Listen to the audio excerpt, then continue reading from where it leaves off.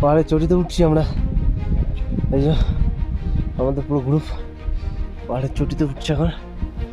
তো আচ্ছা, এই যে এক পরে এক লাইন বাই লাইন ধরে উঠছে, চারিদিকে পুরো বরফ আর বরফ, ওই জন্য একটু কথা বলতে কষ্ট হচ্ছে, তবু খুব ভালো হচ্ছে।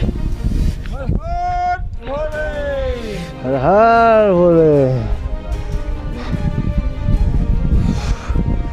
দেখো অনেক কিন্তু ঘোড়ায় ঘোড়া যাচ্ছে, তাদের কি একটু বয়স বেশি হয়ে গেছে, উঠতে পারবে না, তারা ঘোড়ার পিঠে করেই উঠছে।